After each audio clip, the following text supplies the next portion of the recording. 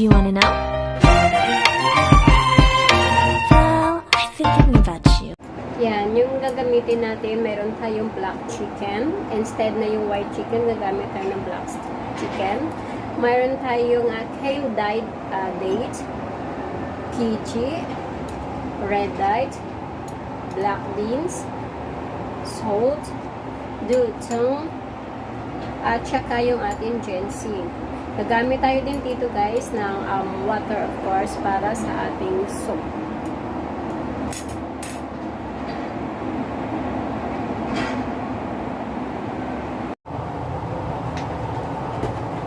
Lilinisin muna natin yung ating black chicken.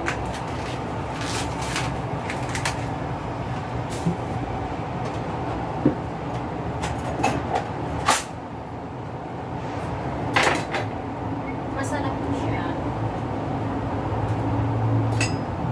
Ang sabaw lang talaga.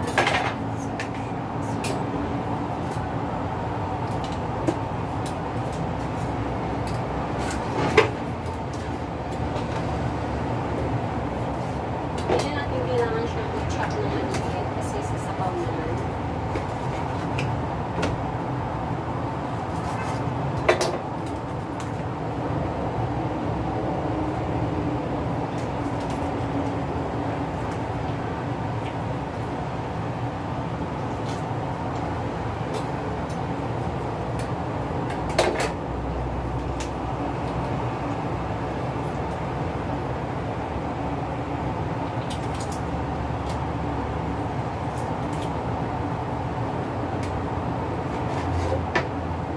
Ilan tayo nagpa-part ng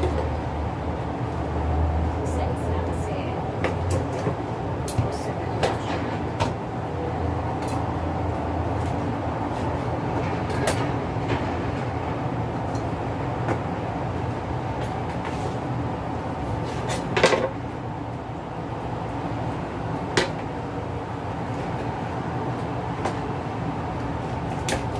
Huwag na natin isama yung ulo. Tsaka, tatanggalin natin yung skin.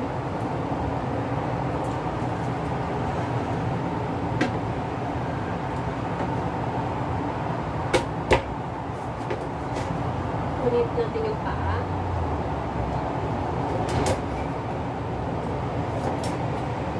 Akala ko may nasusunog. Wala naman.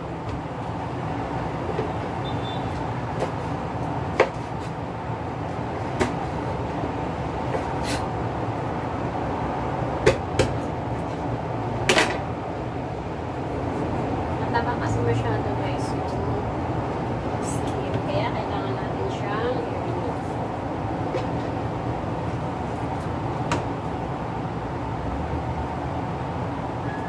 Tsaka kunin natin yung nasa gitna. Yung mga live na lat. Ganyan lang siya. Tsaka para matanggal yung langsa, yes, ikikli natin siya ng salt. Mayaman kami sa asin, kaya ganyan lang siya.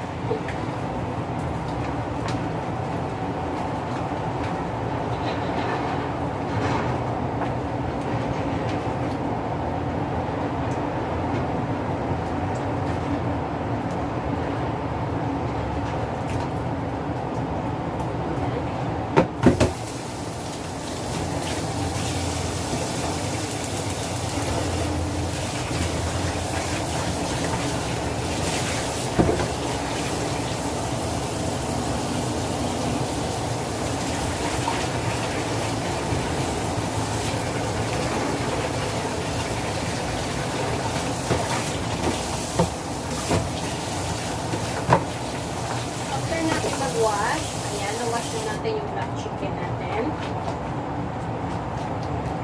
Nag-build ako ng water. Ayan, nag-build ako na ng water. Actually, kumulo na siya kanina. Preparing na siya. Ibubod lang natin siya ng 1 minute so 2 minutes. Yan yung mga taba. So, kung hindi natin siya pakuluan, so yan ang kasama natin lulutuin sa soup natin.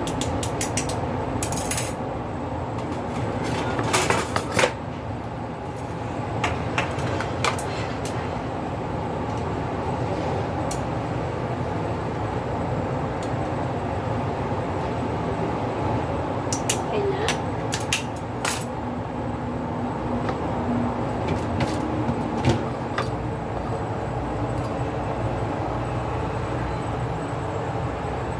Yan, i-wash na natin.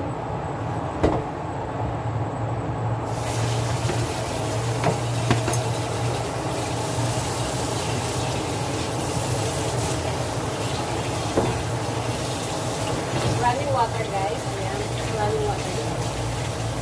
Kaya tayo ng running water.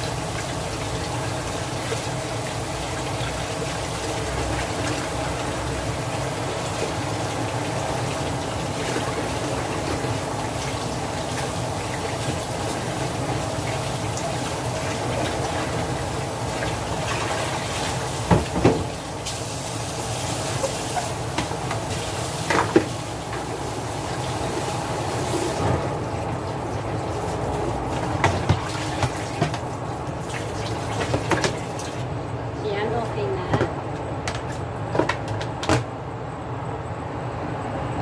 Then, nalagay na natin dito sa ating boiling water.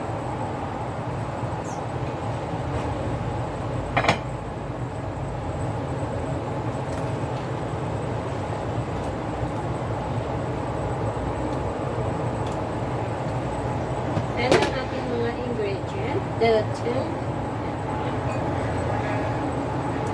Wash ko na rin yan. Ating ginseng.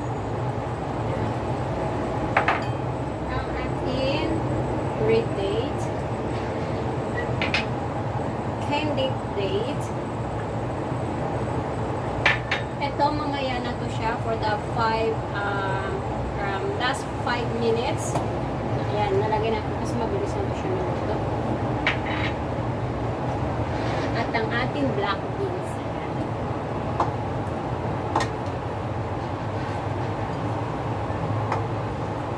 Isukit nyo muna siya, guys. Ayan.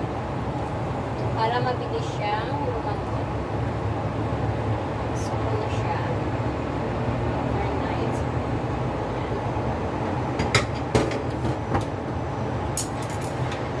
Papakuluin muna natin siya. So, maybe not enough ng water. Pwede pala natin po siyang yung ating retain.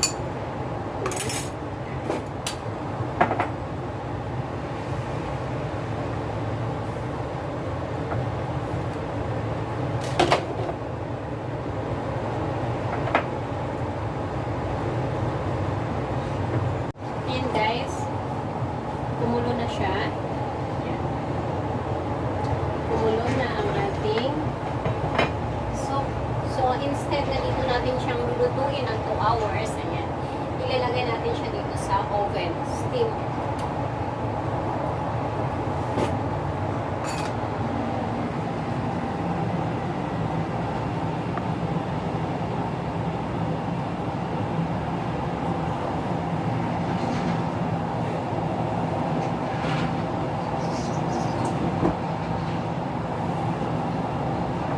Ayan. Dito na siya sa loob. Pero kailangan pa rin natin siyang takpan. Cover pa rin natin. And then, wag natin kalimutan pag nagsisteam tayo, ayan, may water sa loob. Ito yung magiging steam niya. And then, close. Set natin. Steam na siya.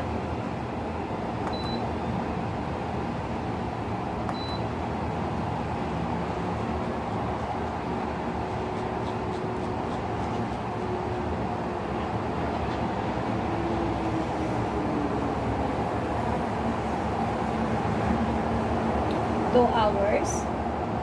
Lagyan natin degree.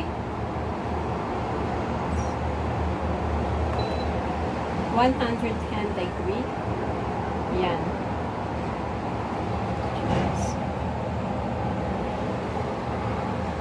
And then, start natin. Yan. Antayin natin siya ng 2 hours. Balikan tayo mamaya pag finished product na natin.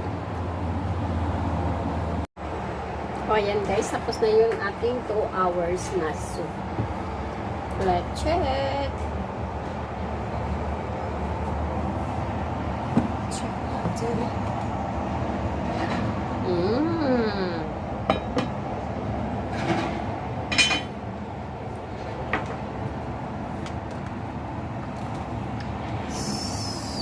Oh. Taste natin. Mataba pa rin siya. Grabe.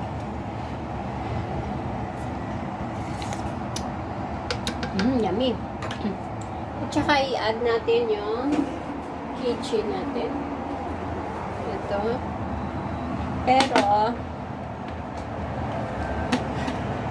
mamaya, i-reheat natin siya ulit. Pag mag-dinner na sila. Ayan.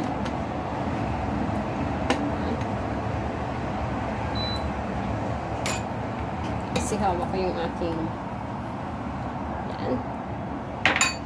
Yan ang ating finished product. Yan. Yan siya na guys. Yan. Iniwanan ko lang siya kanina. Tapos nagsundo ako ng alaga ko. Ayan, tapos na yung 2 hours soup natin.